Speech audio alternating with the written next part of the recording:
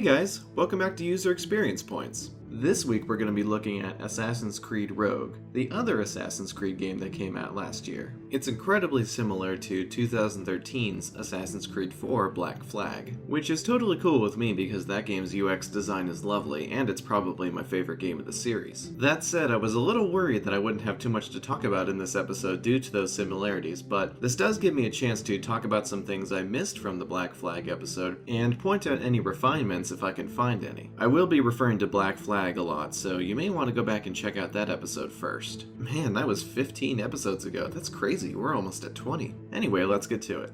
So first, let's talk about the tutorial messages. An approach similar to The Last of Us is taken in that the tutorial messages are actually divided into different types depending on what you're being taught. There's full screen messages that provide complex explanations, text prompts that pop up and don't stop the action, and context-sensitive messages that will pop up to remind you of certain controls, which can be helpful in a game where you can do so many different things. Thankfully, the game does respect that you might actually be able to retain what it teaches you, so you can turn these off if you need to. As I've said before, dividing up tutorials like this is a great idea, because in a large game like this, there's no one way to appropriately display a tutorial message. If they had only used the pop-up text, then some of it would have been way too long, and if they had only used full-screen messages, then they would get way too annoying. However, I think they could have stuck with just two different types of messages, because this can lead to moments where there's way too much text on screen. And the HUD is already cluttered. I mean, look at this. How am I even supposed to process all of that?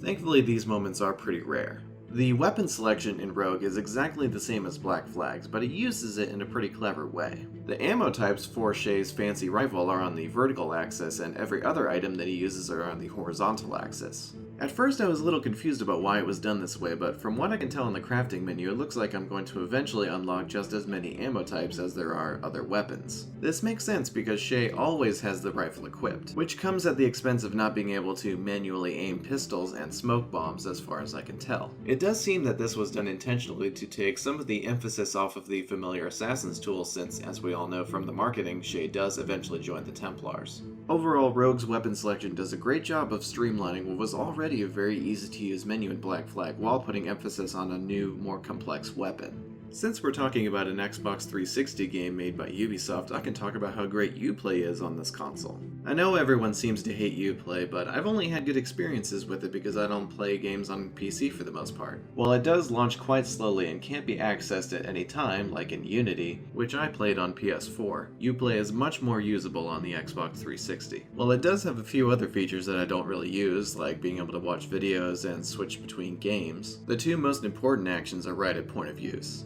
which are being able to see which tasks you need to complete to earn Uplay points in Assassin's Creed Rogue, and what rewards you can buy with points you already have from playing other Ubisoft games. It also doesn't have the accidental exiting problem that Unity had, because exiting is mapped to the Y button, rather than the B button which someone would naturally press to go back a level in the menu, not exit entirely. This is the problem that Unity had with the circle button, and I'm going to assume with the Xbox One's B button. I guess someday I'll have to check out the PC experience of Uplay, but on consoles I can say for sure that it kicks ass. I also wanted to talk about how Rogue connects to Assassin's Creed Initiates, but unfortunately as of recording, writing, and any other time I checked this week, the service has been down. So I can't really tell if the dumb little notification on the title screen that just tells you to go to the website is representative of the actual user experience. Oh well, maybe I'll catch you in the next Roundup episode. One experience in Black Flag I didn't get to talk about was how great crafting is, and it's just as good in Rogue. When scrolling through craftable items, you have a very clear indication of whether you can craft something, you're missing the ingredients, or you've made it already. You also get a very clear breakdown of what you have and what you need to do it. Though I will say the descriptions for the actual items are a bit unnecessary. All you get out of this whole sentence here is that this item will increase Shay's health by 25%. Why not just say health plus 25%? That way you can more quickly digest all of the information about each craftable item as you scroll. The way the game leads you to the crafting menu when you can make something new is also incredibly well done. I'm sorry, I gotta kill you to make a point!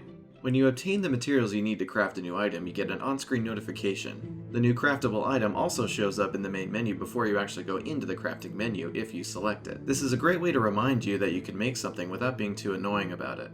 And finally, let's talk about the map screen. Even though it's a super common, modern video game map with a ton of icons, there's some pretty neat stuff here. It has easily the simplest version of filtering that I've seen on a map like this, and elegantly introduces the ability to switch between two maps. I also rarely see the ability to center the map back on your character, and I've never seen a control for instantly jumping to the minimum or maximum possible zoom available. These are all incredibly useful features you don't often see in modern video game map screens. However, I do have one gripe around the messaging for the fast travel feature. See, whenever the game has disabled fast travel for whatever reason, you don't actually know that until you try to fast travel somewhere. This means selecting a location on the map and then selecting fast travel, only to get a message that fast travel is currently disabled. This information should have been brought to a slightly higher level in order to save some of the player's time. This could have been as simple as bringing this up one level onto the fast travel prompt, or perhaps as some kind of on-screen status for the map itself. Overall, I would say Assassin's Creed Rogue does a great job of not fixing what wasn't broken in Black Flag, except for the progress tracker. That screen's kind of still a pain. Yet at the same time, you catch all these nice little refinements like the updated weapon selection for Shay's fancy new rifle. Thanks for the present, Buster Washington. That show this was more than just making use of existing patterns, even if it does do that very well.